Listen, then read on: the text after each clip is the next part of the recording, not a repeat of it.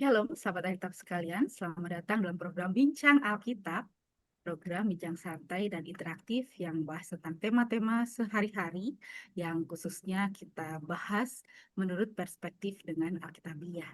Dan sahabat Alkitab sekalian, pada hari ini kita bersama-sama menghayati Rabu Abu. Oleh karena itu, tema kita hari ini sesuai dengan hari ini ya, tentang arti Rabu Abu. Abu sebagai pengingat kefanaan dan dosa. Dan pada saat ini telah hadir bersama kita Bapak Tri Harmaji PhD. Beliau adalah pembina penerjemah Lembaga Alkitab Indonesia. Shalom Pak Tri. Ya, Shalom Vince dan sahabat Alkitab semua. Terima kasih Pak untuk kesediaannya untuk akan membahas ya tema ini di hari yang pas kali ini hari ini ya Pak. Ya, Baik, dan sahabat kita sebelum kita masuk dalam materi, terlebih dahulu seperti biasa kita akan saksikan tayangan informasi berikut. LAI tengah mengembangkan ALIN, Alkitab Interaktif, sebuah AI berbasis Alkitab guna memperkaya pengalaman membaca, mempelajari, dan mendalami Alkitab dari sumber yang terpercaya. Download ALIN LAI di Play Store sekarang. Baik, sahabat Alkitab sekalian, seperti yang kita pahami bersama bahwa Rabu Abu seringkali kita ingat ya sebagai penanda awal masa Prapaskah. Nah, di mana umat Kristen diajak untuk memasuki masa refleksi, masa-masa pertobatan ya, membarui hidup sehingga kita semakin bersiap ya untuk menerima sukacita penebusan di hari raya Paskah nanti. Dan ketika berbicara tentang abu nih sahabat Alkitab, apa sih yang biasanya terbersit ya di benak sahabat Alkitab sekalian ya? Kalau tentang abu kita ingat tentang bagaimana upaya pertobatan ya atau ritual pertobatan yang biasa dilakukan oleh umat Israel khususnya di perjanjian lama ya.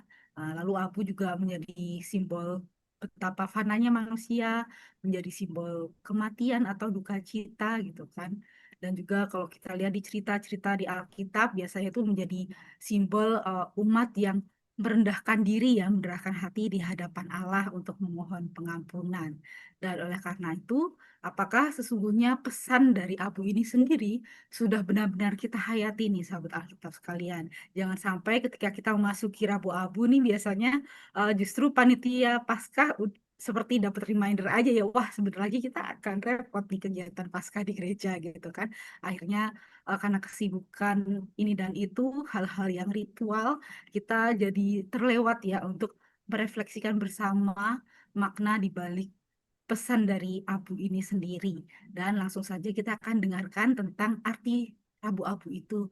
Dan khususnya pada saat ini yang akan disampaikan oleh Bapak Tri Harmaji. Silakan Pak. ya, terima kasih Vince.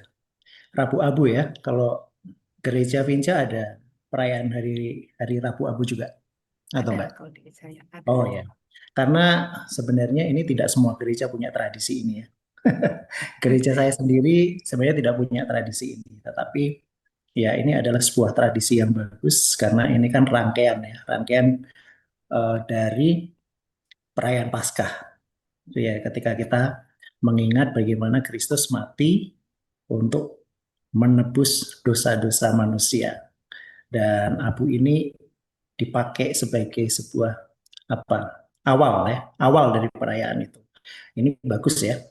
Nah, pertanyaan sekarang adalah kenapa harus abu gitu. Nah, ternyata abu ini tidak diambil dari sembarang tempat ya tradisi ini. Tetapi tradisi ini benar-benar mengakar dari dalam Alkitab sendiri, yaitu dari Perjanjian Lama. Nah, oleh sebab itu, Vince, kita pikir bagus untuk bagaimana kita bukan hanya menjalani ritual itu, tetapi juga memahami. Jadi memahami apa yang ada di dalam ritual ini. Dalam hal ini, abu. Nah, apa sih sebenarnya makna abu gitu di dalam Alkitab, terutama di dalam Perjanjian Lama? Nah, abu dalam eh, Rabu Abu diambil dari tradisi Perjanjian Lama. Dalam tradisi ini, abu melambangkan yang pertama itu adalah kesedihan yang mendalam. Jadi biasanya ini dipakai ketika orang mengalami kesedihan, bukan hanya kesedihan biasa, tapi kesedihan yang mendalam. Karena apa? Karena berbagai macam hal ya. Karena bencana, karena perang, karena bencana bisa bencana alam yang dialami oleh banyak orang sebagai komunitas, tetapi juga bisa bencana yang dialami secara pribadi, seperti misalnya Ayub ya, dia mengalami sakit, mengalami kehancuran dalam keluarganya, anaknya meninggal, dia sendiri sakit, hartanya ludes begitu. Kesedihan yang mendalam.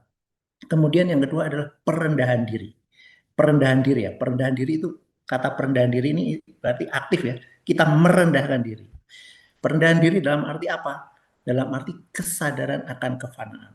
Ya, makanya abu seringkali kalau di dalam perjanjian lama juga dikaitkan dengan debu. manusia manusia itu diciptakan dari debu dan akan kembali kepada debu. Jadi kesadaran akan kefanaan. Kita manusia merasa hebat ya, karena kita tidak melihat tubuh kita ini sebagai debu, tapi tubuh kita ini sebagai daging ya, sebagai daging yang mulus, yang cantik, yang kita poles ya. Kemudian kita nggak melihat tubuh kita ini hanya sebagai tanah yang nggak berarti, tapi sebagai manusia yang hebat, yang besar, punya keahlian, punya prestasi, punya jabatan, punya kekuasaan gitu. Nah, itu membuat manusia menjadi merasa diri besar ya, menjadi merasa diri besar. Nah, abu di sini melambangkan perendahan diri. Artinya manusia menyadari keadaannya yang sesungguhnya, siapa dirinya yang sesungguhnya, yaitu debu atau abu ya. Kalau sekarang debu, tanah mahal ya. Terutama di kota-kota besar tanah mahal. Tetapi debu di padang gurun ya nggak ada artinya. Nah, manusia itu kalau digambarkan oleh Alkitab ya seperti itu sebenarnya. Jadi yang pertama kesedihan yang mendalam, yang kedua perendahan diri, dan setelah itu pertobatan. Jadi biasanya ada pertobatan ya ketika orang melakukan ritual ini. Setelah pertobatan baru yang terakhir adalah permintaan tolong kepada Allah. Jadi doa. Jadi ini ritual apa ya? Perendahan diri, pertobatan, dan doa atau permintaan tolong kepada Allah. Nah, sebagai contoh eh, kita coba buka Vinja di dalam Yeremia 6 ayat 22 sampai 26. Baik, saya akan bacakan dari Yeremia 6 ayat 22 sampai 24. Beginilah firman Tuhan. Sungguh, suatu bangsa akan datang dari negeri utara, suatu bangsa yang besar akan bergerak maju dari ujung bumi. Mereka memakai panah dan tombak, mereka bengis dan tidak mengenal belas kasihan. Suara mereka seperti gemuruhnya laut, mereka menunggang kuda, teratur seperti orang maju berperang melawan engkau, hai Putri Sion. Kami telah mendengar kabarnya, tangan kami sudah menjadi lemah, kami dicengkram kesesakan, kesakitan seperti perempuan yang melahirkan. Jangan keluar ke padang atau berjalan di padang, sebab ada musuh berpedang dan kegentaran dari segala jurusan. Hai putri bangsaku, kenakanlah kain kabung dan berguling-gulinglah dalam debu. Bergabunglah seakan-akan untuk anak tunggal dengan ratapan yang memilukan, sebab sekonyong-konyong akan datang pembinasaan menyerang kita. Ya, terima kasih Vinca. Ayat 26 itu berguling-gulinglah dalam debu. Itu Vinca membaca dari apa? TB1 atau TB2 ya? Di TB2. TB2 ya. TB2 memang diterjemahkan menjadi debu, tetapi saya belum cek TB1. Di BMK itu berguling-gulinglah dalam abu. Dan kalau saya lihat bahasa Ibraninya itu efer ya, bukan afar. Saya nggak belum mengecek secara mendalam. Tapi ini abu ya. Tetapi baik itu debu atau abu, nanti bisa dicek ya. Kalau nggak salah sih efer, bukan afar. Jadi sama saja ini adalah bentuk perendahan diri. Jadi ketika orang Israel dalam ayat ini ya, ketika orang Israel terancam akan dibinasakan oleh musuh yang sangat kuat, ini Yesaya sebelum pembuangan ya, sebelum pembuangan mereka diancam oleh datangnya tentara yang besar dari Babel. mereka diserukan untuk berkabung dalam abu ya atau dalam debu. Mereka harus merendahkan diri kalau kita lihat ya di dalam ayat 24. Di dalam 24 itu dikatakan kami mendengar kabarnya tangan kami sudah menjadi lemah. Kami dicengkram kesesakan, kesakitan seperti perempuan yang melahirkan. Jadi mereka sudah menyadari betapa mereka tidak punya kekuatan untuk menghadapi musuh yang besar dan kuat itu. Jadi mereka menyadari dirinya tidak akan sanggup melawan bencana yang akan datang. Jadi mereka merasa diri rendah ya di depan kekuatan yang besar itu. Dan dengan perendahan diri itu mereka memohon pertolongan Tuhan. Jadi penggunaan abu dalam ritual perendahan diri di dalam perjanjian lama biasanya adalah dalam konteks seperti ini. Nah, ini kebetulan konteksnya adalah konteks komunal ya, bukan konteks personal. Seperti yang dialami dalam cerita yang akan kita baca juga nanti di dalam Ayub. Nah, ini adalah tradisi yang sudah umum ya. Saya pikir sudah umum berlangsung di dalam kalangan orang Yahudi pada zaman Perjanjian Lama yang kemudian ini diambil kemudian dalam kekristenan sebagai sebuah perayaan untuk merayakan Hari Paskah. Nah, tetapi ada yang mesti kita pelajari, yang baik untuk kita pelajari ya dari Perjanjian Lama di sini. Tetapi sebagai sebuah tanda atau tindakan pertobatan dan doa, ternyata dalam PL ritual ini ada yang berhasil dan ada yang tidak berhasil. Ya. Berhasil dalam arti apa? Karena ini adalah perendahan diri dan doa, memohon pertolongan. Kalau berhasil artinya setelah melakukan ritual itu, datang pertolongan, terjadi perubahan hidup. Dari yang tadinya terancam binasa, menjadi sukacita ya, karena pertolongan Tuhan kemudian datang. Itu yang berhasil. Dan yang tidak berhasil adalah ketika orang-orang Israel atau orang-orang yang melakukan ritual perendahan diri semacam itu sudah dilakukan, tetapi hasilnya ya sama aja, nggak ada perubahan, nggak ada pertolongan Tuhan, dan nggak ada terjadi perubahan hidup ya. Yang tadinya diancam oleh kebinasaan, ketakutan, mereka terus berada dalam ketakutan dan bahkan sampai pada kebinasaan yang mereka takutkan itu. Jadi tidak menjadi kegembiraan karena kemenangan. Nah, kita boleh belajar ya, ada beberapa kasus di dalam Alkitab Perjanjian Lama yang boleh kita lihat. Nah, yang pertama, kita akan lihat contoh kasus yang tidak berhasil ya. Jadi orang sudah melakukan ritual ini, tapi kok hasilnya zong. Nah, itu ada di dalam Yesaya 58. Kita coba ya, Vinja dibaca. 58 ayat 3 sampai 5. Ayat 3 sampai 5. Mengapa Ya. kami berpuasa dan engkau tidak memperhatikannya? Mengapa kami merendahkan diri dan engkau tidak menghiraukannya? Sesungguhnya pada hari puasamu engkau masih sibuk dengan urusanmu dan kamu menindas semua buruhmu. Sesungguhnya kamu berpuasa sambil berbantah dan berkelahi, serta meninju dengan sewenang-wenang. Dengan caramu berpuasa seperti sekarang ini, suaramu tidak akan didengar di tempat tinggi. Beginikah puasa yang kuhendaki? Hari untuk orang merendahkan diri dengan menundukkan kepala seperti gelagah, membentangkan kain karung dan abu sebagai alas tidur. Itukah yang kau sebut puasa, hari yang disukai Tuhan? Ya, di sini disebutkan membentangkan kain ya, di TB1 kain kabung dan abu, di situ kain karung dan abu. Nah, ini konteksnya hampir secara historis ya, secara historis ini adalah dalam rentang waktu yang sama dengan Yesaya yang sebelumnya kita sudah baca, yaitu ketika orang Israel merasa takut karena ada tentara besar yang akan datang membinasakan mereka atau mengalahkan, menundukkan mereka. Dan ternyata seruan yang di atas tadi itu benar-benar dilakukan oleh orang Israel. Jadi mereka benar-benar ikut ya, bukan mereka menolak, nggak mau begitu. Mereka ikut untuk berkabung dengan kain kabung dan abu.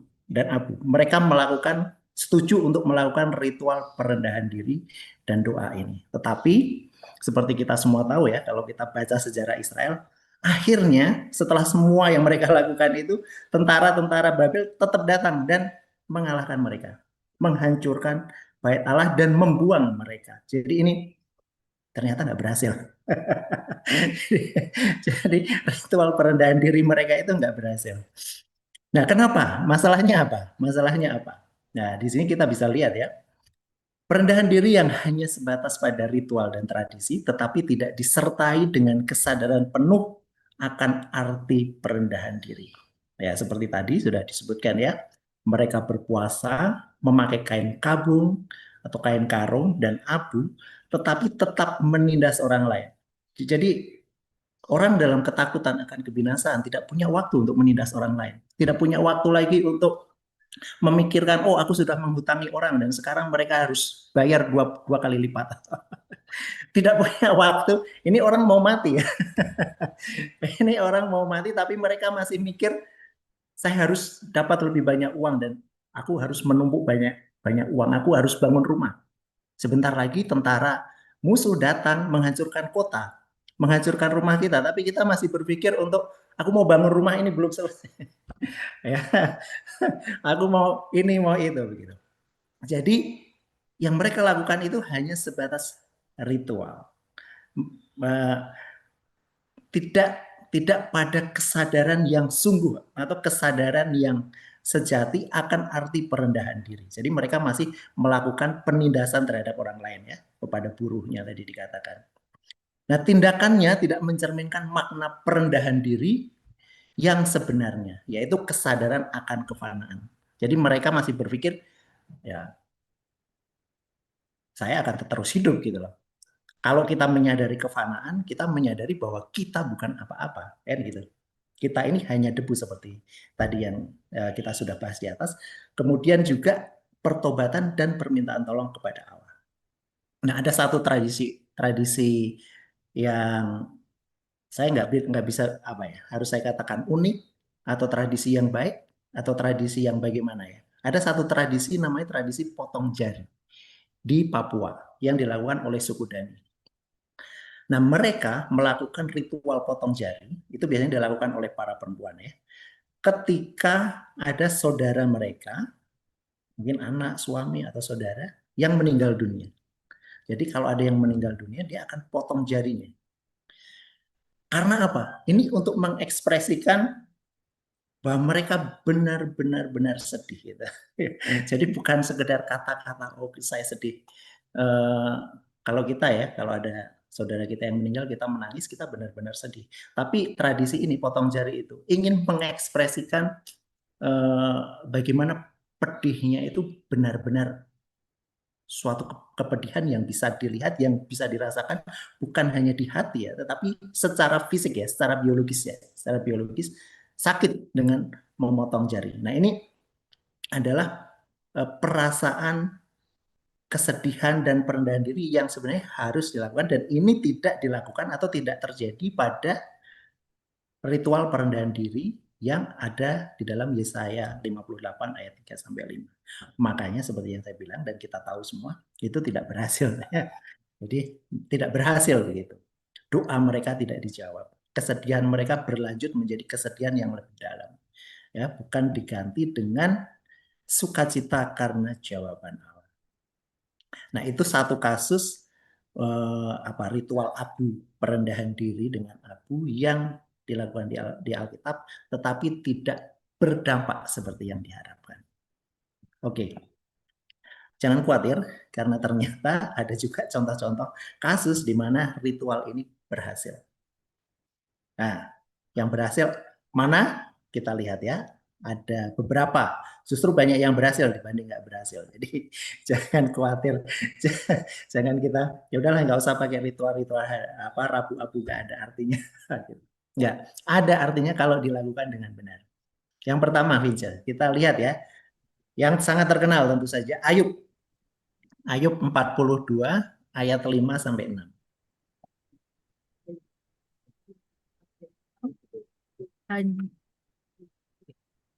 Hanya dari kata orang saja aku mendengar tentang engkau, tetapi sekarang mataku sendiri memandang engkau.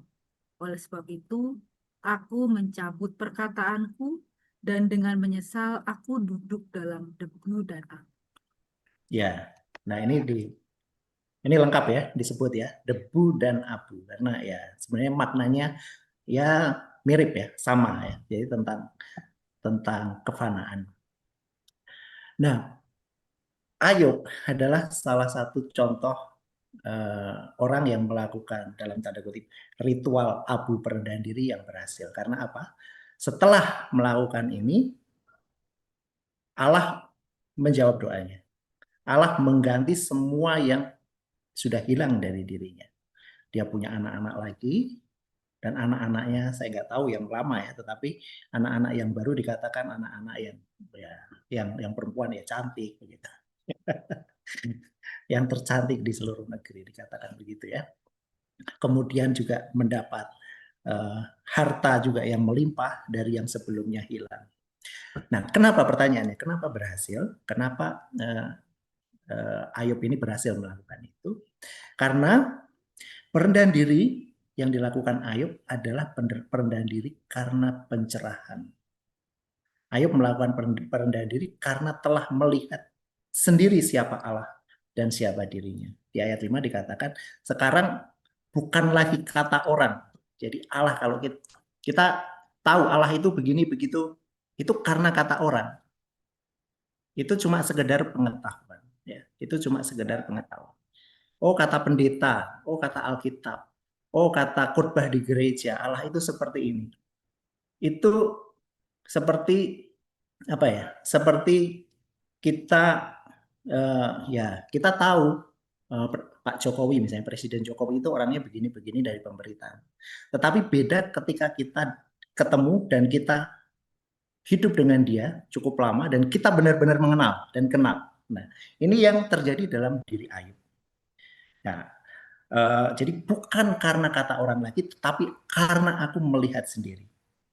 Karena aku tahu dari pengalaman diri sendiri siapa Allah sesungguhnya.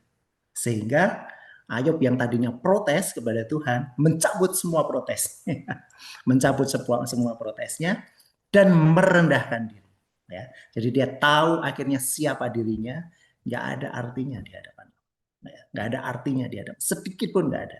Dan itu bukan hanya sekedar apa ya isi ritual itu harus seperti itu, enggak. Ayub benar-benar menyadari itu. Makanya saya sebut sebagai pencerahan ya. Untuk menjelaskan arti kata pencerahan itu agak susah ya, tetapi pencerahan itu begitu, melihat dengan mata kepala sendiri. Ya. Jadi benar-benar menyadari bukan karena pengetahuan yang diambil dari orang lain, tetapi karena melihat sendiri kesadarannya. Ya. Jadi bukan hanya matanya yang tahu, pikirannya yang tahu, Mengalami tetapi langsung. hatinya yang tahu. Ya, Bagaimana mengalami Bija? langsung gitu ya Pak ya. Mengalami langsung, betul, mengalami langsung ya. Seperti kalau kita makan durian, durian enak kata orang, durian itu enak ya. Tapi kalau kita makan sendiri, ya kita tahu rasa enaknya bagaimana. Nah seperti itu. Dan akhirnya berhasil. Nah ini ritual perendahan diri, abu perendahan diri saya sebutnya, abu perendahan diri yang berhasil. Itu pernah dilakukan oleh Ayub. Nah kemudian ada lagi cerita yang lain. Coba Esther 4 ayat 1 sampai 3. Setelah mengetahui semua yang terjadi itu, Mordekai mengoyak pakaiannya serta memakai kain kabung dan abu. Kemudian ia keluar berjalan di tengah-tengah kota sambil menangis dengan nyaring dan pedih.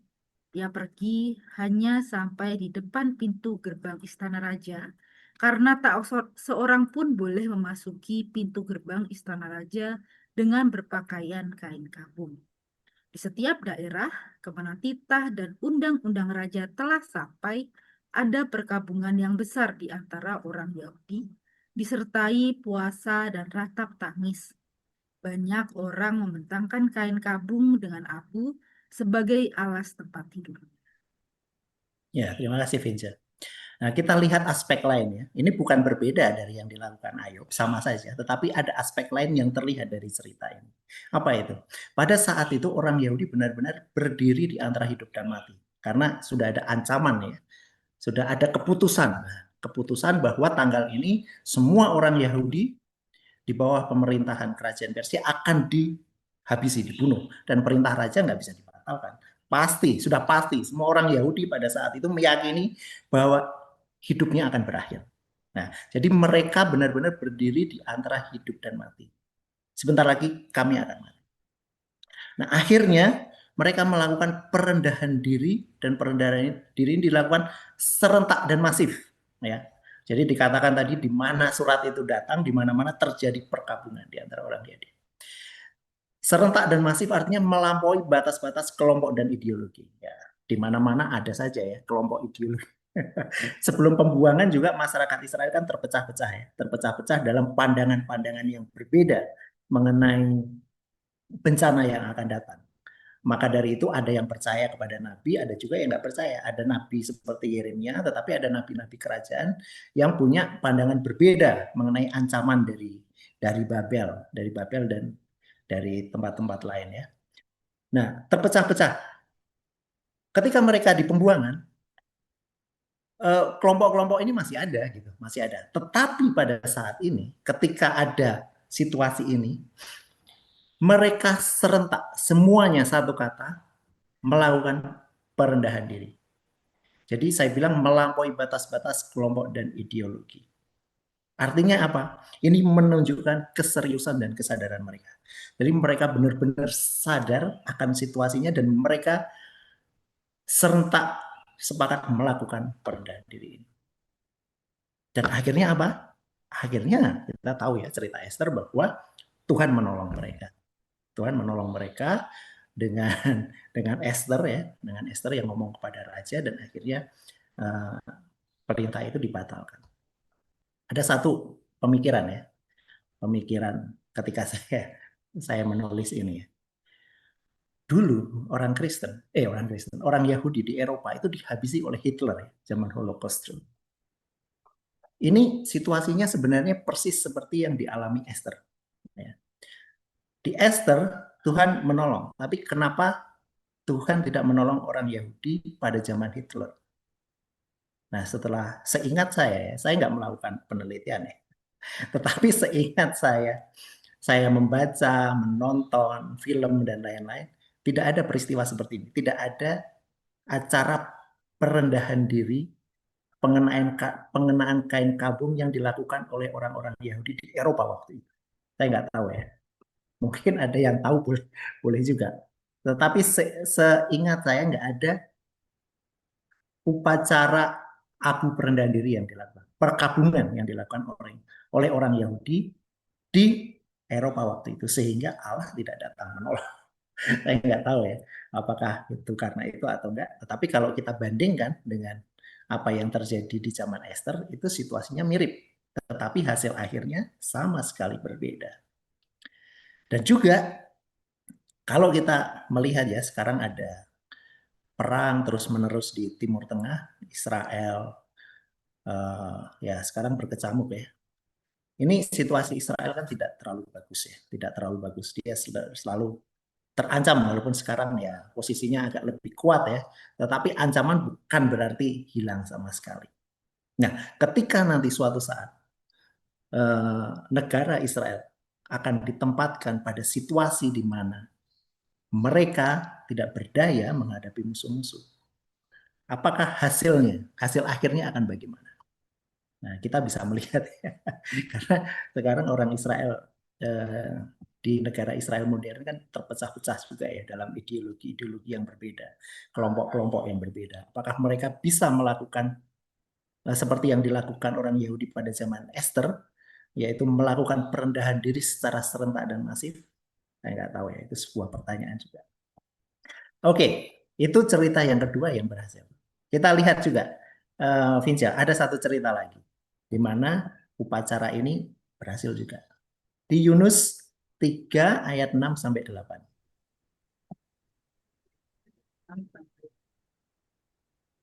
Setelah kabar itu sampai kepada raja kota Niniwe, turunlah ia dari singgasananya. Ia menanggalkan jubahnya, menyelubungi dirinya dengan kain kabung, lalu duduk di abu. Atas perintah raja dan para pembesarnya, diserukanlah di Niniwe maklumat ini. Manusia dan ternak, lembu dan kambing domba tidak boleh makan apa-apa, tidak boleh makan rumput atau minum air. Semuanya, manusia dan ternak, harus berselubungkan kain kabung dan berseru sekuat-kuatnya kepada Allah. Masing-masing harus berbalik dari tingkah lakunya yang jahat dan dari kekerasan yang dilakukannya. Ya, terima kasih Vince. Ini satu contoh yang cukup unik ya. Sebenarnya sama saja, intinya sama dengan yang lain, tapi uniknya ini dilakukan bukan oleh orang Yahudi, tetapi ini dilakukan oleh orang-orang bukan Yahudi. Jadi tradisi ini ternyata ada bukan hanya di kalangan orang Yahudi, dan yang kedua, perendahan diri ini bukan hanya metode yang diberikan Tuhan sebagai jalan ya untuk datangnya pertolongan untuk orang Yahudi, tetapi untuk semua orang ternyata. Dan salah satunya adalah yang terjadi di Niniwe ini. Nah, kenapa mereka berhasil? Mereka berhasil karena adanya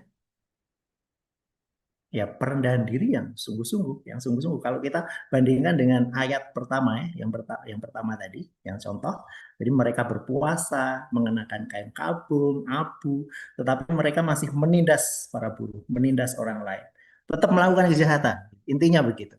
Di sini raja memerintahkan bahwa masing-masing harus berbalik dari tingkah lakunya yang jahat, dari kekerasan yang dilakukannya. Jadi benar-benar ada perendahan diri, ada pertobatan, bahkan ya cukup ekstrim kalau saya lihat di sini.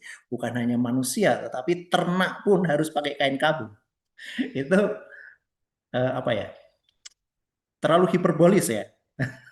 Hiperbolis, kayak mengada-ada. Tetapi ini menunjukkan keseriusan dari raja. Jadi raja benar-benar begitu Yunus ngomong Tuhan akan menghukum karena ini, dia benar-benar mencapai kesadaran seperti mungkin yang dialami oleh Ayub. Jadi kesadarannya itu udah penuh gitu ya, kesadaran penuh. Jadi saking penuhnya dia melakukan tindakan yang ekstrim, yaitu bukan hanya manusia saja, tetapi bahkan binatang-binatang ternak juga harus berpuasa dan berkabung. Nah, ini kayak nggak masuk akal, tetapi ini adalah bukti dari uh, keseriusan terhadap tindakan perendahan diri yang mereka lakukan. Dan akhirnya apa? Kita juga tahu cerita akhir Yunus, Tuhan mengampuni mereka, tidak jadi menunggang balikkan kota yang besar itu, yaitu kota Niniwe. Oke, saya pikir sampai di situ Pinja.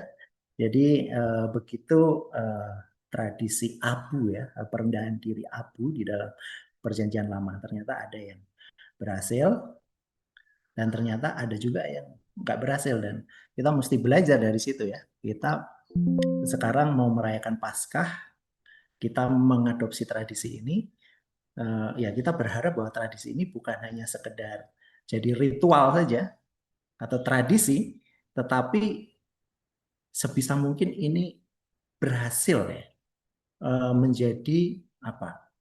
Seperti yang dialami Ayub, Esther, dan Yunus ini. Jadi hidup kita bisa berubah dari situ. Ya, begitu, Pinja. Banyak Pak Tri dan juga sahabat Alkitab sekalian ya. Kita telah diingatkan kembali, kita diajak untuk menelusuri kembali ya makna dari Rabu Abu, secara khusus dari abu itu sendiri ya. Yang tadi telah dijelaskan oleh Pak Tri, baik secara tekstual maupun refleksi teologisnya. Tadi juga ada beberapa contoh di mana upaya yang berhasil dan tidak gitu kan. Nah, bagaimana sahabat Alkitab sekalian? Apakah simbol dari abu ini masih memiliki daya transformasi nih buat sahabat Alkitab sekalian?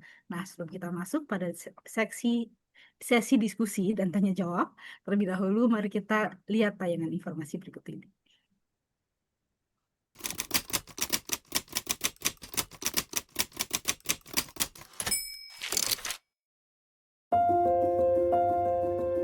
Karena itu menjadi makanan kami yang membawa kami sampai pada hari ini.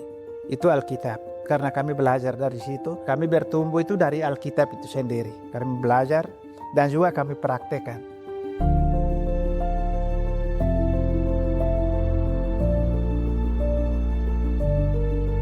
Untuk bisa memperoleh Alkitab dan belinya memang cukup berat bagi jemaat kami di pedesaan, dan itu menjadi pergumulan kami selama ini. Dan puji Tuhan, pergumulan itu Tuhan menjawab melalui lembaga Alkitab Indonesia dengan wujud nyata hari ini hadir di tengah-tengah kami dan menyerahkan Alkitab ini.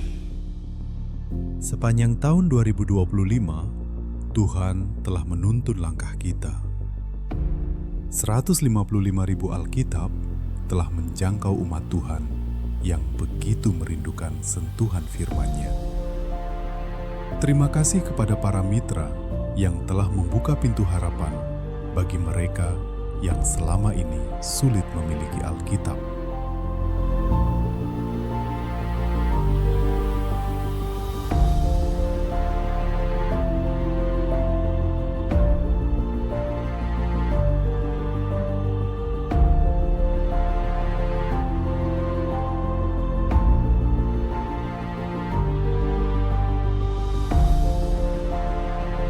Toko-toko yang menjual bacaan-bacaan rohani maupun Alkitab itu tidak ada, bukan jarang, tapi tidak ada sama sekali. Sehingga untuk mendapatkannya butuh menyeberang ke provinsi, dan itu menempuh perjalanan sekitar 8-9 jam. Dan pada tahun 2026, kita kembali berjalan bersama. 155.000 Alkitab dan bagian-bagiannya akan diteruskan ke Dairi, Lampung Tengah, Sintang, Mahakam Hulu Kutai Barat, Barito Timur, Rampi, Sumba Tengah, Wewewa, Kodi, Lama Holot, Rote Barat Daya, Mee, Tolikara, Walak, dan Una. Mari terus mengambil bagian dalam karya Tuhan yang mulia ini, agar firman-Nya hadir, menguatkan, dan menerangi setiap umat-Nya dimanapun mereka berada.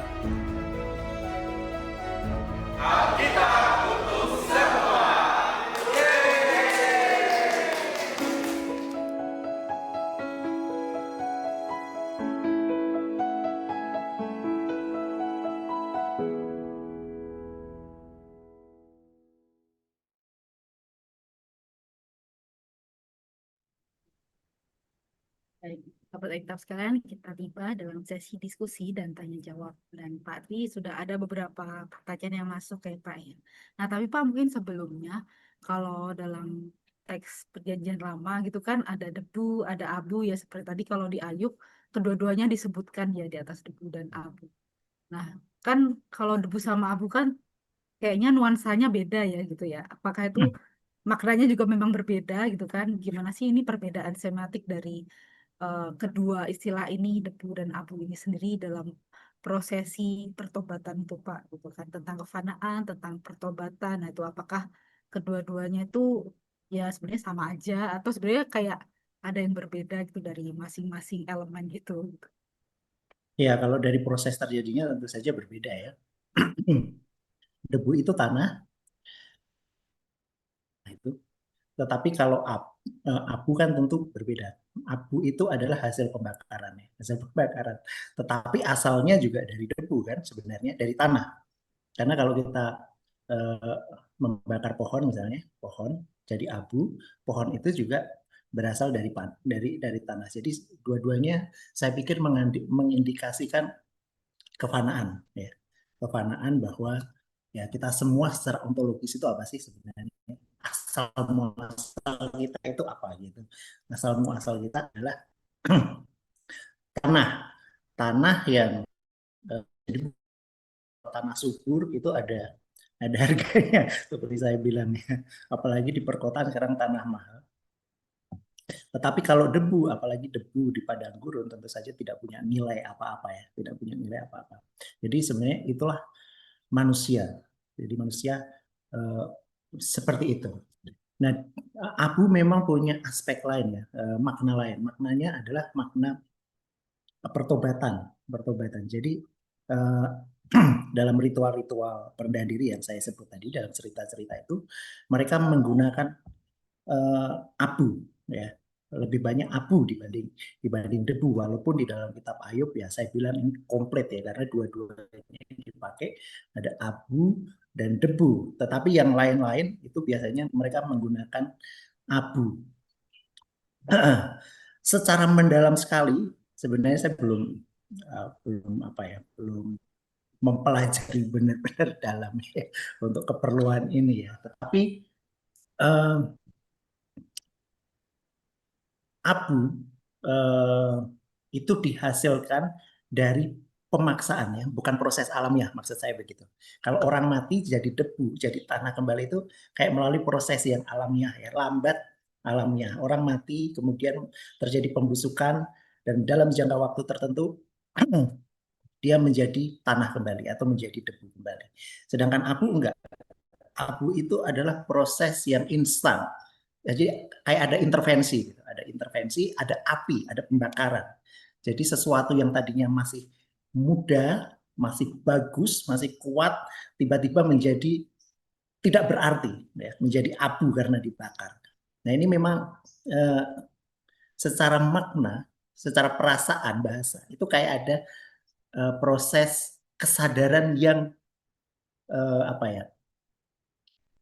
yang diintervensi. Jadi diintervensi orang jadi sadar gitu loh. Makanya ini dipakai dalam suatu situasi atau konteks di mana orang melakukan perendahan diri untuk pertobatan. Dalam arti gini, hidupnya baik-baik aja, ya kan? Hidup kita baik-baik aja. Tiba-tiba bencana datang gitu, dan kita merasa nggak berdaya. Kita merasa sebentar lagi kita akan binasa. Baru kita sadar kita nggak ada artinya. Kita nggak ada artinya di hadapan bencana ini dan di hadapan Allah selain kita meminta tolong Tuhan. Jadi kita bertobat. Saya pikir abu punya makna di situ ya, dipakai dalam konteks itu. Makanya lebih banyak dipakai abu daripada debu untuk konteks-konteks semacam ini. Untuk pertobatan ya, berkaitan dengan dosa dan pertobatan. Begitu Vincent.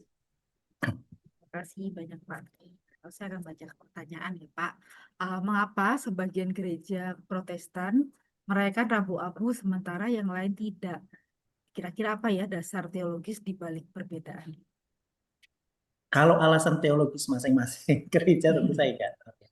Dan gereja saya sendiri bukan termasuk gereja yang memiliki tradisi ini. Jadi mungkin Vincent lebih tahu ya karena gerejanya punya tradisi ini. Tetapi tradisi ini sebenarnya muncul sudah lama. Jadi sekitar abad keempat Masehi itu sudah mulai muncul dan terus dilakukan sampai gereja pecah yang menjadi Katolik dan gereja non Katolik, gereja Protestan itu masih dilakukan. Dan gereja-gereja Barat kebanyakan mempunyai tradisi ini. Dan kenapa gereja-gereja di Indonesia banyak juga memiliki tradisi ini? Karena gereja kita kan juga berasal dari gereja Barat ya, gereja Protestan, Anglikan, Lutheran, dan beberapa gereja Injili punya tradisi ini. Tapi saya baca gereja Ortodoks Timur kayak begitu, dia tidak punya tradisi ini. Dasar teologisnya saya sendiri tidak tahu secara persis ya, karena saya tidak di gereja-gereja itu dan saya belum membaca untuk itu. Tetapi yang mesti kita tekankan di sini adalah bahwa yang paling penting dari sini adalah maknanya, yaitu makna tentang kesedihan yang mendalam. Karena apa? Karena dosa-dosa kita menyadari keberadaan kita dihadapkan pada penghukuman dan itu harusnya kita merasa sedih ya secara mendalam. Kemudian karena kesedihan itu kita harus melakukan perendahan diri, sadar akan kefanaan kita di hadapan Allah. Dan kemudian melakukan pertobatan dan meminta rahmat atau pertolongan kepada Tuhan ya untuk menolong situasi kita. Yang penting itu ya. Jadi abu dan lain-lain itu hanya semacam sarana, katakanlah seperti itu. Hanya sarana yang dipakai untuk mewadahi esensi ini. Jadi yang penting esensinya. Jadi kayak di gereja Ortodoks Timur, dia tidak punya tradisi ini, bukan berarti dia tidak memiliki tradisi mengenai yang disebut sebagai perendahan diri prapaskah itu ya. Mereka punya tradisinya masing-masing. Cuma wadahnya mungkin berbeda. Jadi yang mesti kita ingat adalah yang penting itu sebenarnya isinya ya. Bukan wadahnya. Begitu. Gitu, Richard. Ya, Pak. Mungkin melanjutkan pertanyaan tadi ya. Selanjutnya itu ada pertanyaan tentang apakah praktik Rabu Abu ini sesungguhnya memiliki dasar yang eksplisit di Alkitab ya untuk Prapaskah zaman dahulu gitu, atau sesungguhnya hanya merupakan tradisi gereja. Ya, ini kan tradisi gereja ya. Tradisi Ya, gereja, tradisi. tapi diambil dari eh, tradisi-tradisi yang lebih tua ya, yaitu di dalam perjanjian lama, dan juga itu karena dia perjanjian lama, di perjanjian baru kan umat masih melakukan itu ya, karena itu kan kontinuitas ya. Jadi perjanjian lama dan perjanjian baru itu tidak dipotong oleh oleh kevakuman sejarah, kan nggak begitu. Sebenarnya sejarah kan terus berlangsung ya. Jadi apa yang dilakukan di perjanjian lama terus dilakukan di dalam perjanjian baru, dan perjanjian baru kepada zaman kekristenan gereja itu kan juga tidak dipotong oleh kevakuman sejarah, tapi itu adalah sebuah sejarah yang berlangsung terus begitu. Jadi tradisi itu berakar dari sana ya, berakar dari sana. Tetapi bagaimana tradisi itu berubah dari dulu, yang sebuah tradisi yang dilakukan dalam situasi khusus ya, dalam situasi khusus kan, seperti misalnya zaman Esther itu karena ada kasus perintah membunuh orang Yahudi. Ayub itu karena dia ada bencana yang dihadapi. Yunus di Niniwe karena ada berita yang disampaikan oleh Yunus, dia melakukan itu. Dia tidak melakukan itu secara repetitif seperti hari raya. Jadi setiap bulan ini mereka melakukan ini, setiap bulan, setiap tanggal ini mereka melakukan ini. Seperti peringatan hari raya. Mereka nggak melakukan itu. Tapi kemudian di gereja menjadi sebuah tradisi yang dipakai setiap tahun. Nah, itu kan semacam ada perubahan ya. Nah, perubahan ini tentu saja dipengaruhi oleh banyak hal ya. Banyak hal ya. Konteks dari gereja-gereja itu sendiri, atau konteks dari komunitas yang akhirnya menciptakan atau memodifikasi suatu tradisi. Ya, kita mesti melihat apa konteksnya untuk bisa memahami kenapa akhirnya ada tradisi seperti ini, atau ada perubahan dari yang dulu seperti itu sekarang menjadi seperti ini. Jadi mesti dilihat konteksnya. Tapi yang jelas ini punya akar. Jadi bukan sesuatu yang benar-benar baru diciptakan gitu. Ini punya akar, yang penting seperti itu. Saya rasa begitu, Vinci. Ya, terima kasih Pak Tina. Ini mungkin terakhir nih Pak. Nah, jika manusia ya Pak ya diingatkan ya kepadaannya melalui abu. Nah, lalu gimana Pak simbol abu ini yang secara paradoks justru membuka kemungkinan bagi transformasi dan kehidupan baru bagi manusia ya. Tadi kan tentang kefanaan abu ya, tentang ketidakberdayaan, tapi simbol yang sama juga digunakan sebagai bentuk ini ya, simbol transformasi terhadap kehidupan. Ya, saya pikir itu adalah suatu simbol yang bagus ya untuk permulaan yang baru. Karena apa? Tuhan, kalau kita lihat sejarah Alkitab ya, Perjanjian Lama, Tuhan ketika dia mau menciptakan sesuatu yang baru, dia akan ada satu tindakan awal yang dilakukan. Apa? Tindakan penghancuran. Jadi kalau kita lihat zaman Nuh misalnya, ini kan orang dari zaman Adam sampai zaman Nuh itu kan sudah banyak dosanya, banyak dosanya. Tuhan nyesel ya, sampai nyesel menciptakan manusia pada saat itu. Tuhan mau hancurkan semua, tapi ya, akhirnya nggak jadi. Dia mau mulai kembali. Tapi sebelum mulai, apa yang dilakukan Allah? Mendatangkan air bah, menghancurkan. Jadi abu itu juga penghancuran ya, penghancuran. Kemudian Israel yang baru kan juga seperti itu. Jadi orang-orang Israel dibuang untuk kemudian disisakan untuk harapannya menjadi bangsa yang yang lebih baik gitu, yang lebih baik. Itu juga melalui penghancuran. Jadi abu memang simbol penghancuran, tetapi menjadi simbol juga awal dari pembaharuan. Jadi begitu. Eh, satu ayat yang kita ingat dari Alkitab. Apa ya? Tuhan, orang yang meninggikan diri akan direndahkan, orang yang merendahkan diri akan ditinggikan. Jadi kalau kita berhasil merendahkan diri, menghancurkan diri, mengingat bahwa kita ini bukan daging, bukan daging yang indah, tapi kita ini hanya abu yang nggak berarti, hanya debu yang berarti. Disitulah titik awal di mana Tuhan akan mengangkat kita, akan memperbarui hidup kita. Ya, jadi ya pandangan Alkitab saya rasa semacam itu. Begitu, Vincent. Baik, terima kasih banyak Pak Tri sekali lagi ya dan juga sahabat Alkitab sekalian, karena kita kembali diingatkan kembali ya tentang arti dari abu itu sendiri. Tema kita pada hari ini tentang arti Rabu Abu, abu sebagai pengingat kefanaan dan masa. Dan karena tidak terasa sudah berada di penghujung acara, karena itu sebelum mengakhiri, Pak Tri boleh memberikan closing statement nih Pak buat kita semua sahabat Alkitab, khususnya terkait tema kita hari ini. Sebenarnya kita juga menghayati Rabu Abu. Ya, tradisi itu baik dan indah ya. Indah tradisi itu. Seperti tradisi ini juga indah untuk dilakukan, menyenangkan untuk dilakukan, tapi jangan lupa isi yang sesungguhnya itu ya.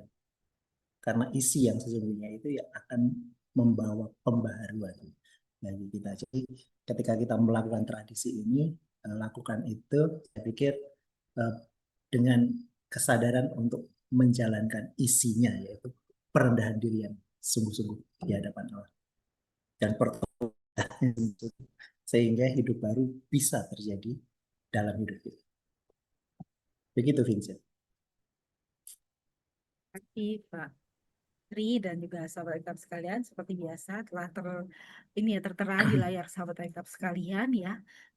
Scan untuk kris untuk berdonasi atau mendukung karya pelayanan dari Lembaga Alkitab Indonesia. Nah, buat sahabat Alkitab yang ingin terlibat dalam pelayanan di Lembaga Alkitab Indonesia, sahabat Alkitab bisa scan kris yang ada di layar dan jangan lupa gunakan kode unik 67. Nah, seperti apa saja pelayanan dari LAI, sahabat Alkitab dapat mengunjungi di media sosial Lembaga Alkitab Indonesia di Instagram, Facebook, Twitter, atau di laman website Lembaga Alkitab Indonesia. Dan akhir kata, LAI adalah kita semua, dan kiranya kita senantiasa mewartakan firman Tuhan kepada sesama, dan oleh itu, ketika sahabat Alkitab ingin berbagi materi hari ini ya ke saudara, ke sahabat atau rekan supaya kita bisa belajar bersama. Nah, jangan lupa di-share, atau yang belum subscribe, jangan lupa subscribe channel YouTube Lembaga Alkitab Indonesia supaya sahabat Alkitab bisa mengikuti informasi-informasi menarik lainnya dari Lembaga Alkitab Indonesia seperti bincang Alkitab, seminar Alkitab, mengulik Alkitab, dan masih banyak lagi. Akhir kata, salam Alkitab untuk kita semua. Tuhan Yesus memberkati.